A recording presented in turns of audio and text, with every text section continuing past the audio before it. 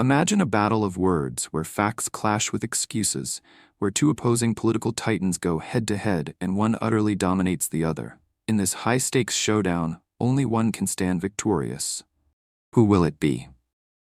In today's fiery debate, we dive into the explosive face-off between Karoline Leavitt, Trump's new press secretary, and Karine Jean-Pierre, Biden's former spokesperson. This is a clash you won't want to miss. Leavitt's sharp facts versus Jean-Pierre's defensive tactics. Let's see who truly wins the war of words. But before we dive into this wild story, I want to hear from you.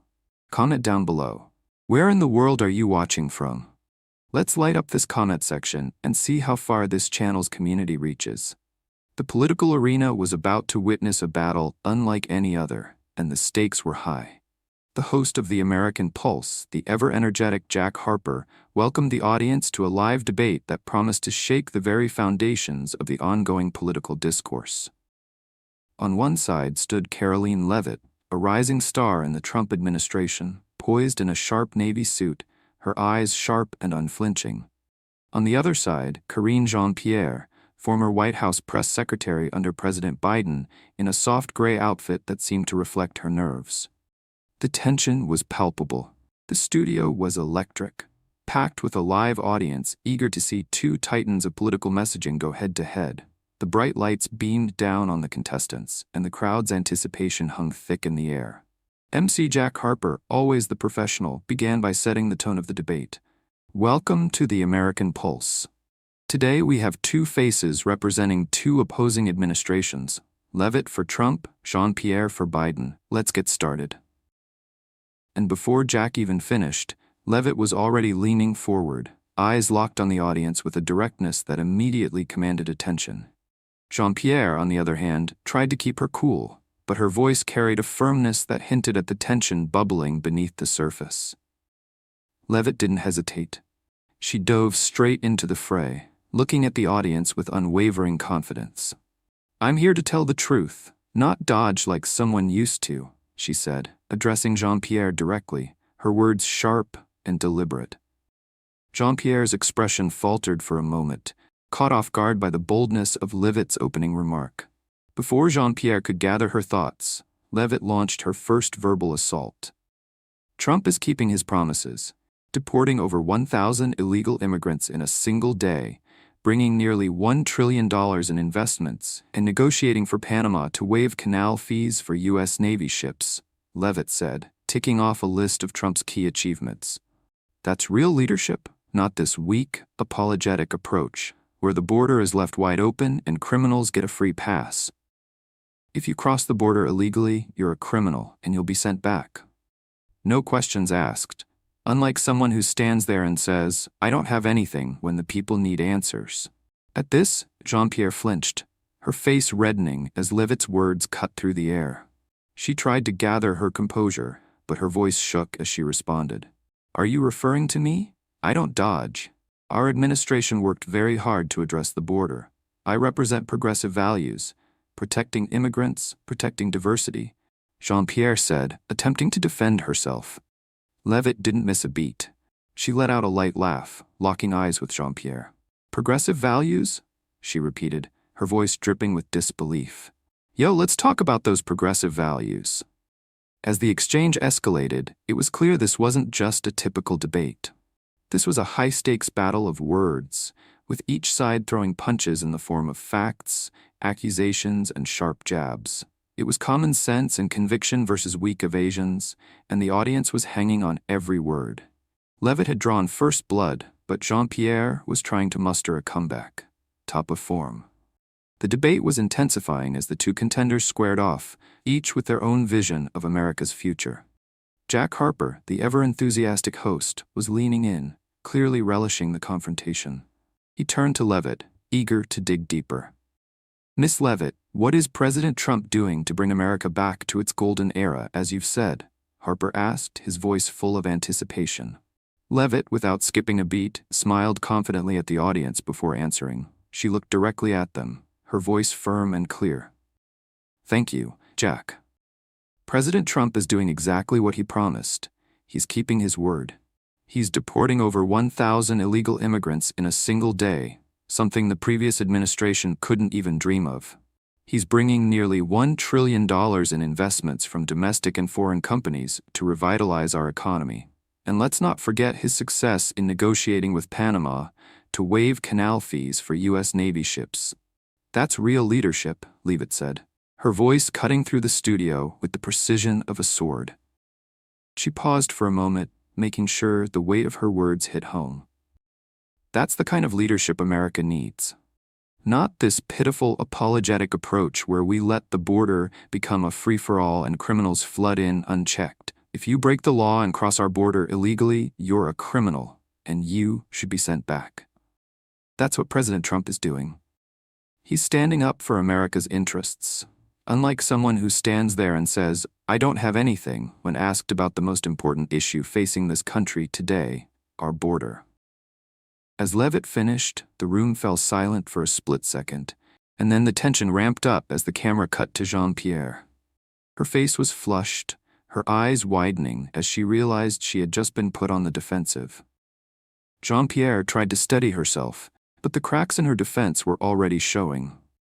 "Are you referring to me?" "I don't dodge questions," Jean-Pierre replied, her voice trembling slightly. "Our administration has worked very hard to address the border issue. I represent progressive values, protecting immigrants, protecting diversity. We've always focused on fairness and ensuring that America remains a beacon of hope for those in need." Leavitt let out a soft, almost mocking laugh. She wasn't about to let Jean-Pierre slip away so easily. "Progressive values?" she repeated, almost incredulously. "What are we talking about here? You want to talk about protecting immigrants? Let's talk about protecting the people who are already here. The legal immigrants, the hard-working American citizens, who have been left behind because the border is wide open. Under your administration, we saw record numbers of illegal border crossings, drug cartels running rampant, and American workers left to suffer. And this is the progressive solution? No, thank you." Jean-Pierre's expression tightened, and for a moment she seemed to lose her composure. Her response was shaky, and her voice trembled slightly as she tried to regain control of the conversation. You don't understand. The work we've done on the border is real. We are protecting diversity and ensuring that America remains a safe place for everyone. We've been working tirelessly to improve conditions and make the system more humane." Jean-Pierre stammered, but it was clear she was struggling to keep up with Leavitt's fierce onslaught. Leavitt, seeing her opponent flounder, didn't let up. "Humane? You're telling me it's humane to let thousands of criminals flood into this country? You're telling me that's the right approach? You want to talk about fairness? I'll tell you what's fair. Deporting criminals and securing the border to keep American families safe. Under President Trump, we didn't turn a blind eye to the law. We enforced it, and we did it with the strength and leadership that this country needs." At this point, Jean-Pierre was visibly uncomfortable. She shifted in her seat, trying to keep her cool, but the weight of Leavitt's words was clearly starting to take its toll. She tried to respond, but her voice faltered. I don't have all the data right now, but we've made strides. We created jobs, reduced inflation, and we were focused on the bigger picture of creating a fairer system for all," Jean-Pierre said, but there was a noticeable crack in her confidence. "Trump divides people. He calls countries holes, and that's not leadership," she added weakly. Leavitt didn't miss a beat. Her voice was unwavering as she responded, almost dismissively. "No data? You're telling me you don't have the data when it comes to the most critical issue facing America? You're the press secretary, Jean-Pierre, and you're telling us you don't have the facts? Let me remind you, Trump negotiated with Panama, freed hostages from Venezuela, and brought in nearly $1 trillion in investments to create jobs for working Americans. And what have you done? Left the border wide open, allowed criminals to roam free, and acted like that was acceptable." The audience, sensing the shift in the debate, began to murmur in approval of Leavitt's forceful arguments. Jack Harper grinned, clearly enjoying the tension. "It's getting heated in here, folks. Miss Jean-Pierre, how do you respond?" Jean-Pierre tried to regain some ground, her voice shaky but determined. "We created millions of jobs. We didn't just focus on the border, we focused on fairness and equality for everyone." "And," Leavitt interrupted, her voice cutting through like a sharp knife. Trying isn't enough. The American people don't need trying. They need results. And the truth is, under your administration, they've got nothing but excuses and empty promises. The room was charged with energy, and the audience knew they were witnessing something monumental. Leavitt had come out swinging, and Jean-Pierre was visibly shaken. Would Jean-Pierre be able to recover? Or was this Leavitt's moment to dominate the debate completely? The tension between Karoline Leavitt and Karine Jean-Pierre was building to a boiling point, with each passing moment amplifying the stakes. The audience, captivated by the back and forth, knew they were witnessing something historic. Jack Harper, the ever-energetic host, sensed the rising heat and decided to amp up the drama. His voice boomed with excitement. "All right, Miss Leavitt has made her case on leadership, immigration, and the border. Now let's take a deeper dive into something even more crucial. Economics. Miss Jean-Pierre, we've heard a lot from Leavitt about investments and job creation. Can you match that?" Jean-Pierre, clearly feeling the pressure, took a deep breath, as if trying to gather her thoughts. The words had already been thrown, and she could sense that the tide was shifting in Leavitt's favor. She straightened up, her voice a little firmer this time. "Well, we've been focused on creating fairness. Under the Biden administration, we worked to reduce inflation and signed major infrastructure laws. We created millions of jobs. That's something Trump failed to do. He just brags and divides. We focused on rebuilding America, not tearing it down." Leavitt's reaction was swift and sharp. She leaned forward, her voice cutting through the air like a knife. "Rebuilding America? You want to talk about rebuilding America? Under Biden, inflation has soared. Prices are higher than they've been in decades, and everyday Americans are suffering. The people don't need empty talk about fairness. They need results, not more promises. Trump delivered nearly $1 trillion in investments. He brought real jobs to the American people. Can you say the same?" Leavitt's words were like a series of punches, landing hard and without mercy. Jean-Pierre attempted to hold her ground, but the cracks were showing. We worked hard to reduce inflation, and I can't speak to everything right now. But we've done a lot to support the people," Jean-Pierre stammered, visibly faltering under the intense scrutiny. "And Trump doesn't care about the poor or the working class. He's just about power." Leavitt's expression didn't change. She locked eyes with Jean-Pierre, her voice ice-cold. "No data, again. You're the press secretary, and you don't even have the facts to back up your administration's claims. Trump brought in nearly $1 trillion in investments. He freed 6 hostages from Venezuela. He made deals with Panama that cut ties with China and strengthened our position in the world. While your administration let the border collapse and ignored the needs of Americans stuck in a failed system. You talk about power? Trump has delivered results. Your administration has done nothing but drag this country into chaos." The studio audience was hanging on every word, clearly starting to shift their allegiance. Jean-Pierre's face reddened, and she shifted uncomfortably in her seat, trying to find a way to respond, but Leavitt's momentum was undeniable. The facts were stacking up against her. Jean-Pierre, trying to keep some semblance of control, managed to squeak out, "We've been trying to create fairness and address the border. You're twisting everything. We've worked for immigrants, for the people. We haven't abandoned them." Leavitt, her voice dripping with disdain, shot back. "Trying isn't enough, Jean-Pierre. The people don't need trying. They need action. Trump has deported criminals by the thousands, worked with other countries to stop the flow of illegal activity, and created an economy that works for everyone. Not just the rich, but the middle class and working poor who were left behind by your policies. You can't even speak about the border without floundering. Every time you get cornered, all you can say is, 'I don't have anything.' How can the American people trust you when you can't even stand up to basic questions?" Jean-Pierre's expression faltered again, and the studio audience could feel the weight of her failure to respond effectively. The pressure was mounting, and the cracks in her defense were widening. Leavitt was absolutely on fire, delivering fact after fact, and Jean-Pierre was left scrambling. "You can't even stand by your own policies, Jean-Pierre," Leavitt continued, her words sharp and unrelenting. "You failed on the border, failed on inflation, and failed the American people by giving them nothing but excuses. This isn't about fairness, it's about leadership, and your administration has failed at both. The room fell into a stunned silence as Leavitt's words rang out. Jean-Pierre opened her mouth to respond, but was met with nothing but the sound of her own hesitation. She looked down, her hands shaking as she clutched the mic.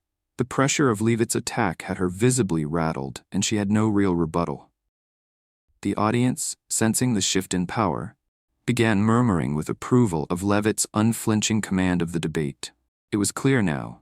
Leavitt wasn't just making points, she was dismantling Jean-Pierre's entire defense. Jack Harper, sensing the momentous change in the debate, couldn't hide his excitement. "It's getting intense in here, folks. Miss Jean-Pierre, how do you respond to these knockout facts? Leavitt has just delivered some heavy blows on the economy, inflation, and the border."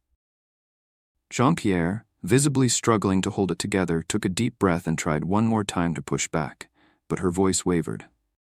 We tried. We worked. And I know it's hard, but we are focused on making America a fairer place for everyone.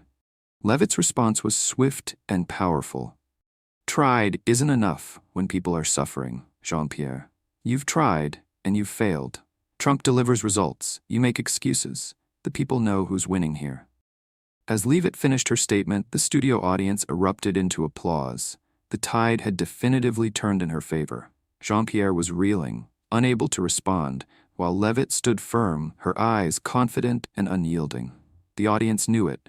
Leavitt had won this round, and Jean-Pierre had no answer for the facts that Leavitt had presented. The debate had now reached a pivotal moment. The room was thick with anticipation, as Karoline Leavitt continued to push forward with the relentless precision of a skilled debater. Karine Jean-Pierre, on the other hand, was visibly floundering, her earlier composure shattered by the barrage of facts Leavitt had unleashed. The stakes were higher than ever, and both women knew it. The audience could feel the shift in energy.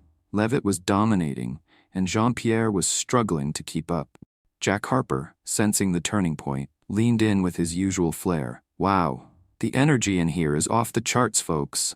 Miss Leavitt, you've just dropped some serious facts on the table. But Miss Jean-Pierre, it's your turn to respond. Can you match her on leadership and results?"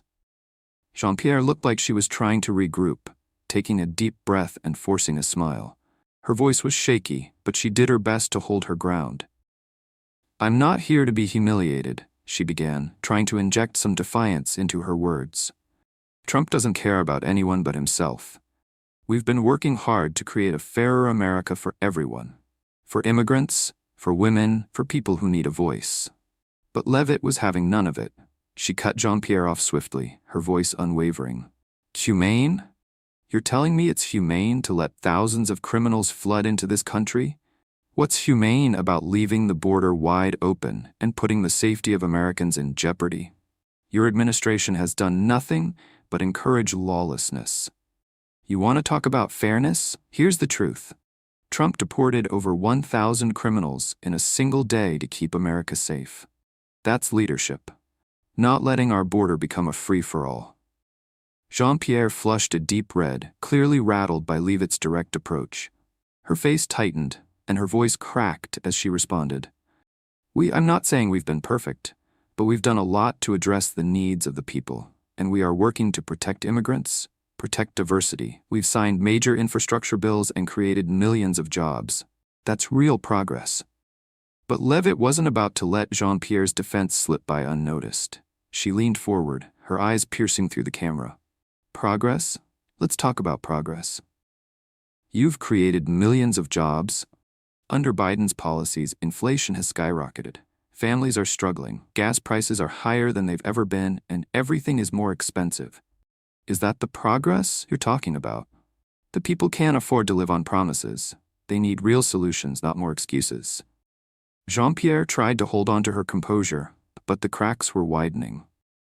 We tried to address inflation," she stammered, "and we worked to make the system fairer. I know it's been tough, but we've been focused on helping those left behind by previous administrations."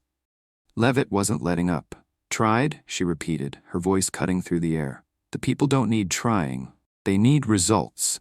Inflation is out of control under Biden. Families are paying more for everything from groceries to gas. What has your administration done about that? The truth is, you've ignored the real issues. Trump brought in nearly $1 trillion in investments. He created jobs that actually matter to working-class families. Can you say the same for your administration? No, because all you've got are excuses.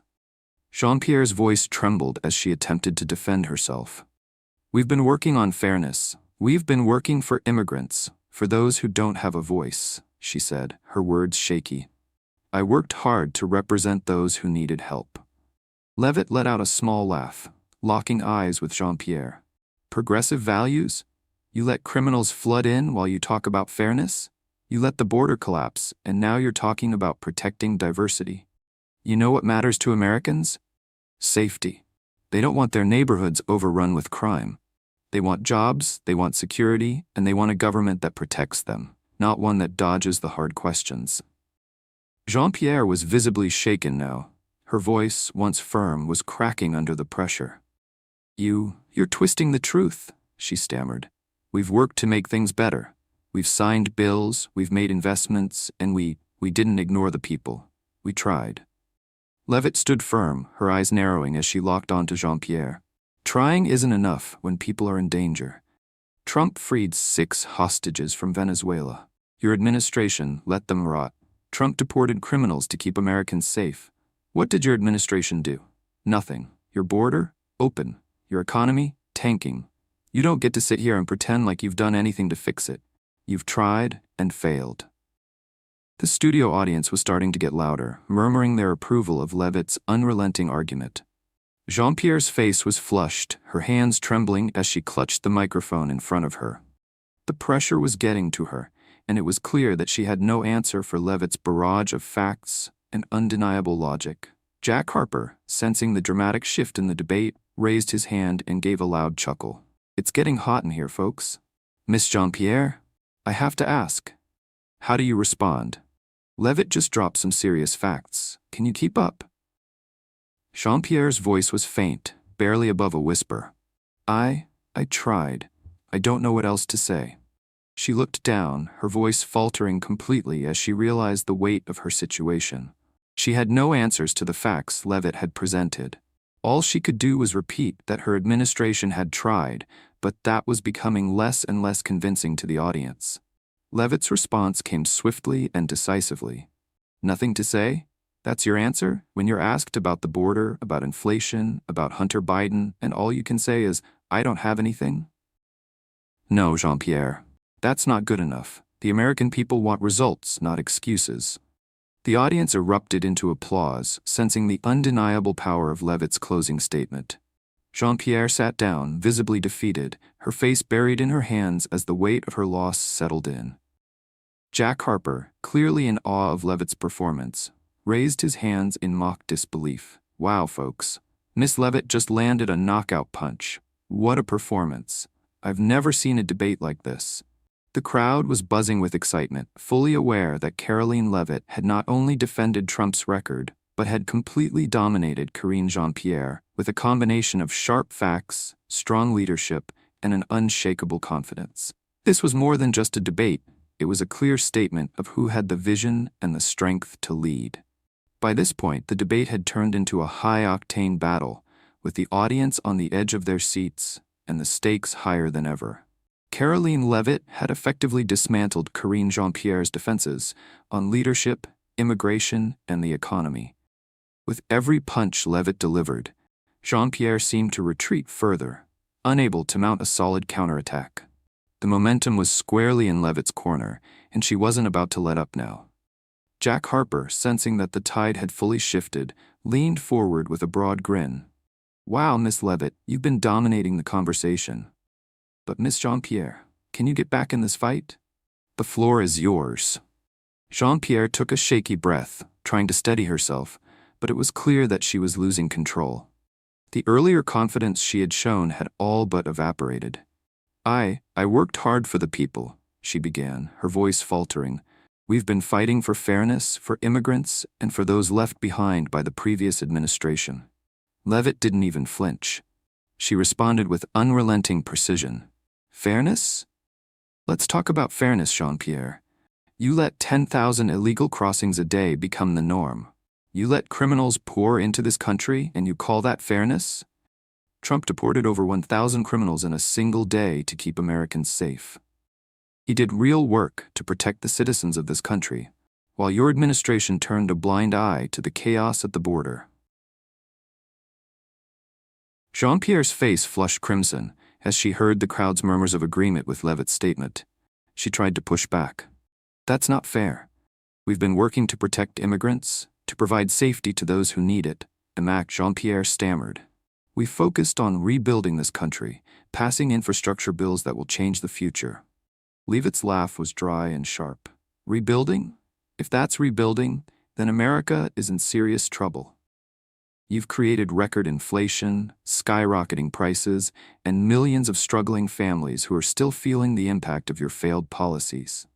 You keep talking about fairness, but let's talk about the reality. Under Trump, nearly $1 trillion in investments flowed into this country, and jobs were created for real Americans, not just promises that haven't been delivered. Jean-Pierre's voice cracked as she tried to answer. We signed those bills to help the people. We created jobs. We tried, she repeated, but the words came out weak, almost desperate. We worked hard to make America better. Leavitt's eyes narrowed as she responded with cold precision. Trying isn't enough when people are starving for solutions. Under your administration, inflation has soared, people can't afford groceries, and gas prices are through the roof. You keep telling us you tried, but people need action, not empty words. Under Trump, the economy grew, the border was secure, and Americans felt safe. You've created chaos, and that's why your administration is failing. Jean-Pierre's face was now a mixture of frustration and disbelief. She seemed cornered, her body language deflated. You're twisting everything. We've been focused on justice, on helping the people, she said, trying once more to regain her footing. Trump only cares about himself. He's a divider. Leavitt didn't even blink. No, Jean-Pierre, you're the one dividing. You're dividing this country by allowing open borders, by letting criminals threaten the safety of hard-working families. Trump unites by keeping America strong. He deported criminals to protect our citizens and brought in nearly $1 trillion in investments to build American strength, not by dividing, but by creating jobs and securing our future. Jean-Pierre tried again, her voice shaky but determined. We didn't abandon the people. We worked for them. We focused on making the system fairer. Leavitt's voice was now as sharp as a blade. Fairer? You let the border collapse, crime soar, and drug cartels take advantage of the chaos. You let 10,000 illegal border crossings happen every single day. Where's the fairness in that?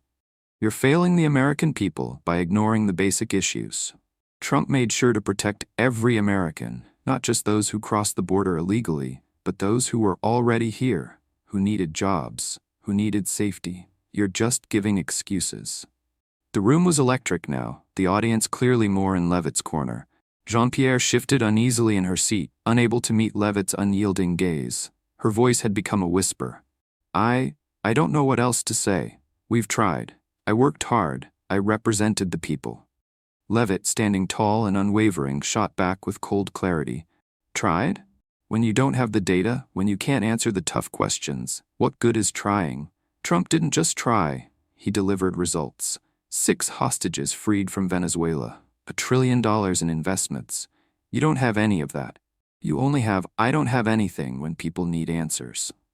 At this point, Jean-Pierre was practically deflated. Her face was pale, and her hands were trembling as she clutched the microphone for dear life. The emotional weight of the debate had become too much for her to bear. She struggled to say something, anything that might help her recover, but all she could manage was a few stammered words. I tried.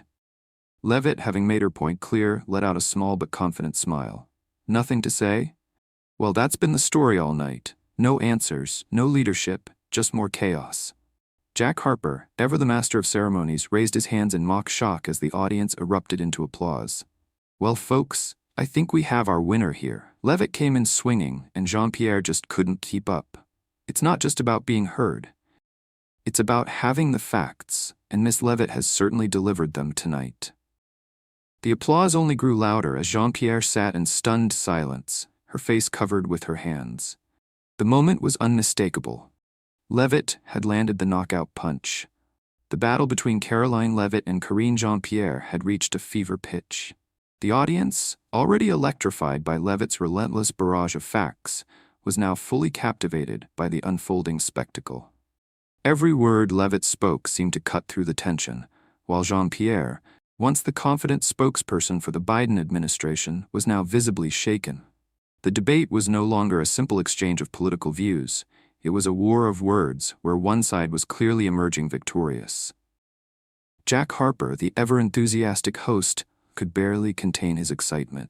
"Folks, this is unreal. Miss Leavitt, you've been dropping bombshell after bombshell. And Miss Jean-Pierre, the floor is still yours. Can you find a way to fight back?" Jean-Pierre, her face flushed and her hands visibly trembling, tried to steady herself. She had been on the defensive for so long that it was clear she was struggling to regain control of the debate. I don't know how you can say all that," she began, her voice cracking. "We've worked so hard. We've done so much for the people. We've been focused on fairness, on addressing the needs of immigrants, on rebuilding America after the damage done by the previous administration." But Leavitt wasn't buying it. Her voice was calm, but every word carried the weight of certainty. "Fairness? Rebuilding? Your administration has left the American people in a state of crisis. We're talking about a border that's collapsing under the weight of illegal crossings, a country where inflation has ravaged the economy, and a government that has failed to address the issues that matter most to the people. You talk about fairness, but where was the fairness for the American families who are struggling to put food on the table? Where was the fairness for the communities overrun by crime because of open borders? You don't get to hide behind your words anymore, Jean-Pierre. The facts speak for themselves." Jean-Pierre's hands were shaking, and she glanced down at her notes, trying to gather her thoughts. She had been hit hard with Leavitt's direct attacks, and it was clear she was scrambling for something to say. We created millions of jobs," she stammered, "and we signed infrastructure bills that will benefit the country for years to come. We've focused on rebuilding America. Trump didn't do that." Leavitt smiled, but it wasn't a warm smile. It was the smile of someone who knew she had the upper hand. "Millions of jobs? That's funny, because the economy under your administration has been in turmoil. Inflation has skyrocketed under Biden's policies. People can't afford gas, they can't afford food. And you want to talk about rebuilding America? Under Trump, the economy grew and real jobs were created, jobs that actually benefited the American worker. Not empty promises like yours. And don't get me started on the border. Your administration has let it spiral out of control, and the American people are paying the price." Jean-Pierre, clearly trying to hold on to her composure, attempted to shift the narrative. "We've focused on the people. We've been fighting for justice, for immigrants, for communities that need help. We care about fairness. We don't divide people. We unite them." Leavitt raised an eyebrow, clearly unconvinced. "Justice? You call letting criminals flood across the border justice? You talk about fairness, but when was the last time you actually did something to protect the American people? Trump didn't care about dividing people. He cared about protecting them. He cared about keeping America safe from the dangers that come with uncontrolled immigration. Under his leadership, criminals were deported, investments flowed into this country, and American workers got the jobs they needed. But under you, the border is wide open, criminals are running rampant, and the economy is in shambles." Jean-Pierre, now visibly distressed, responded, I don't have all the answers right now, but we tried. We've worked hard. We've passed laws to protect people, to make the system better." Leavitt's voice cut through like a razor. "Tried? When you don't have answers, when you can't even answer basic questions about the most important issues facing this country, what good is trying? You failed, Jean-Pierre. You failed to protect the border, you failed to address the economy, and you failed to lead. Trump, he didn't just try. He delivered results. 6 hostages freed from Venezuela, $1 trillion in investments brought into the country. Over 1,000 criminals deported in a single day. That's leadership. That's what the American people need. Results, not more empty promises. The audience, which had been growing more and more restless, now erupted in applause. The force of Leavitt's words had left Jean-Pierre reeling, and it was becoming clear that there was no way for her to recover. Jean-Pierre, her voice barely audible, said, We worked for the people. We tried to make things better." Leavitt stood tall, her voice steady and commanding.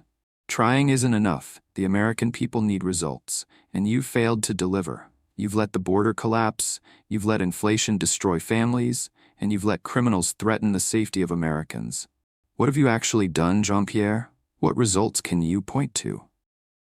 Jean-Pierre, her eyes downcast and her hands shaking, struggled to respond, but the words wouldn't come. There was nothing left for her to say. The debate had been over for quite some time, and the audience knew it. Leavitt had thoroughly exposed the weaknesses in Jean-Pierre's defense. Each fact, each argument, each assertion from Leavitt had landed with precision. Jean-Pierre, on the other hand, had no coherent answers, only tired excuses and defensive posturing. Jack Harper couldn't hide his amazement. "Folks, this is something we've never seen before. Miss Leavitt is absolutely dominating this debate. Jean-Pierre, you have any final words?" Jean-Pierre looked like she was on the verge of breaking down. Her voice was faint as she whispered, I don't know what else to say." Leavitt, unfazed by Jean-Pierre's emotional breakdown, simply nodded. "That's the problem, Jean-Pierre. You don't have anything.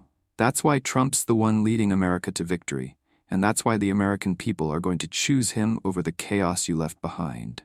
By now, the energy in the room had shifted. Karoline Leavitt had come out swinging from the very first moment, and each punch she landed seemed to take Karine Jean-Pierre further and further off balance. The live audience, who had initially been split, were now fully behind Leavitt, sensing that this was no longer a mere debate. It was a spectacle of dominance, with facts and results clearly triumphing over evasions and excuses. Jack Harper, sensing that the tide had decisively turned, leaned in and addressed the audience with excitement. "Ladies and gentlemen, I think we can all agree that we've witnessed something extraordinary tonight. Miss Leavitt, you've been on fire.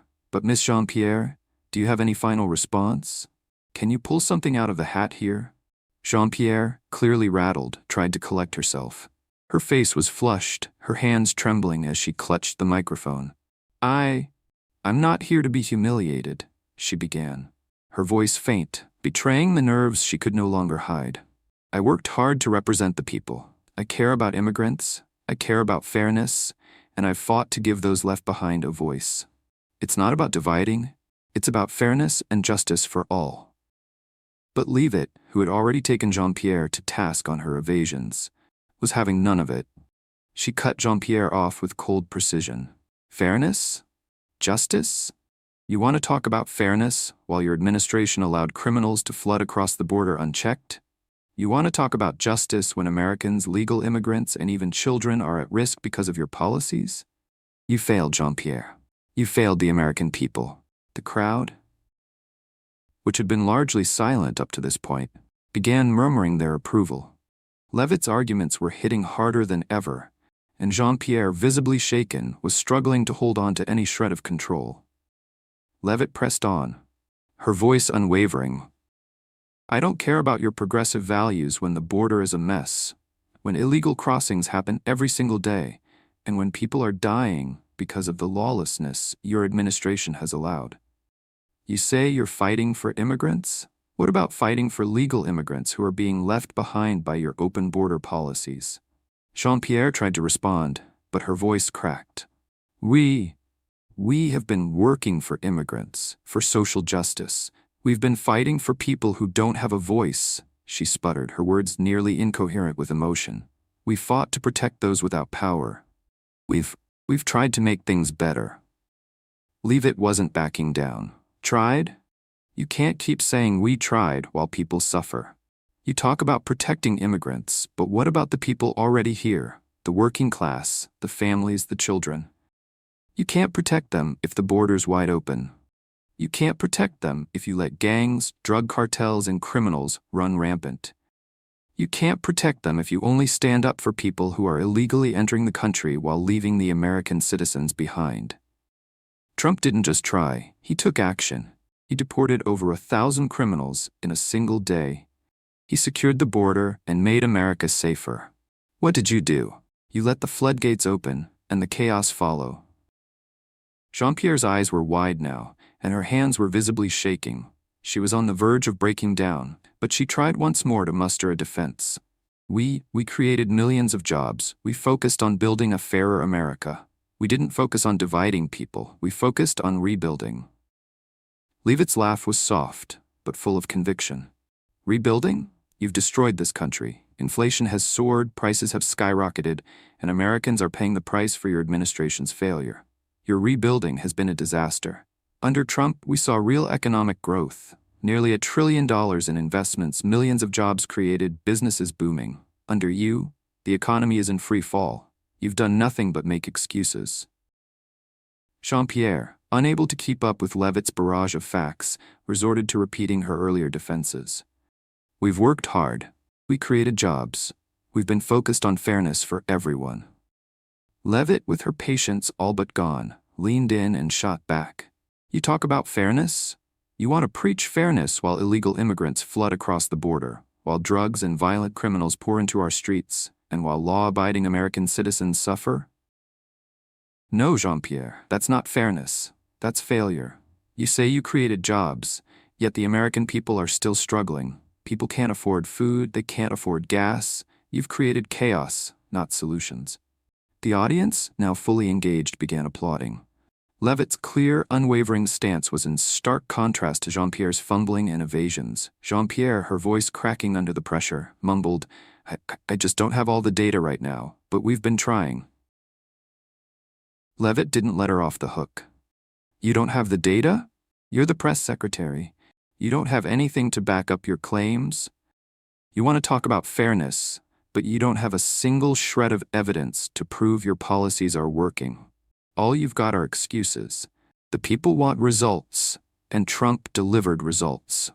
The studio audience was now in full support of Leavitt, clapping loudly. Jean-Pierre, her shoulders slumped and her face flushed with embarrassment, sat back down. She was visibly defeated. The earlier confidence she had shown was gone, replaced by a sense of vulnerability that was impossible to ignore. Jack Harper, always quick with a witty remark, stepped in with a smile. Well, folks, I think it's safe to say that Miss Leavitt just completely owned this debate. Miss Jean-Pierre, any last words before we wrap this up? Jean-Pierre's response was weak, her voice barely audible as she muttered, I tried. Leavitt's voice was calm but full of authority. Trying isn't enough. You failed to protect the people. You failed to address the real issues. Trump didn't just try, he delivered. The crowd erupted into applause again, louder this time, as Jean-Pierre sat there, face buried in her hands, clearly defeated. Leavitt's words had struck with such force that there was nothing left for Jean-Pierre to say. The debate was over, and Leavitt had emerged victorious. The debate had reached its climactic conclusion, and there was no doubt left in anyone's mind. Karoline Leavitt had decisively won. As the studio audience erupted in applause, the contrast between the two debaters couldn't have been more stark. Karine Jean-Pierre, once confident, had now been completely overwhelmed by Leavitt's facts, poise, and unwavering commitment to presenting the truth. Jean-Pierre, her face flushed and her shoulders slumped in defeat, looked like she was trying to retreat from the public eye. But the damage had already been done. Jean-Pierre sat there, her hands covering her face, clearly broken by the onslaught of powerful arguments and evidence that Leavitt had provided. Her earlier defense, one based on progressive values and rhetoric, had crumbled in the face of hard truths about immigration, the economy, and leadership. Meanwhile, Leavitt remained composed, her navy suit still crisp, her confidence unshaken as she stood tall, having exposed the failures of the Biden administration. She didn't gloat or bask in the victory. She simply delivered the truth, unafraid of challenging the establishment and confronting the real issues Americans face every day. Jack Harper, the show's host, raised his hands with a mix of disbelief and admiration. Well, folks, I think we can all agree on one thing. Miss Leavitt has completely owned this debate. Miss Jean-Pierre, I don't know how you recover from this one. Do you have any last words? Jean-Pierre, barely able to muster any more strength, whispered, I tried. I've worked hard. Leavitt's response was sharp, direct, and unwavering. Trying isn't enough. The American people need results. And that's exactly what President Trump delivered. This administration, they failed, and the people know it. As Leavitt finished her final remark, the room was filled with applause that seemed to echo for an eternity. The victory was undeniable. Karoline Leavitt had not only won the debate, she had dominated it. The facts spoke for themselves, and the American people were left with a stark choice: strong, results-driven leadership, or the chaos and failure of the past administration. This was more than just a debate. It was a microcosm of the larger political battle taking place in America today. It was a battle between leadership grounded in facts, action, and results versus the empty promises and excuses that have left many Americans struggling. In the end, Leavitt's performance showed that when you stand firm on the truth, when you come prepared with the facts, and when you're unapologetic about what you believe in, there's no argument that can topple you. If you found this debate as intense and eye-opening as we did, don't forget to hit that like button, share this video with your friends, and subscribe to the channel to keep up with all the latest political insights and showdowns. We've only just begun, and the battles ahead promise to be even more explosive. Comment below with your thoughts. Who do you think won the debate? What points do you think were the most important? We want to hear your opinion. Thanks for watching, and I'll see you in the next video.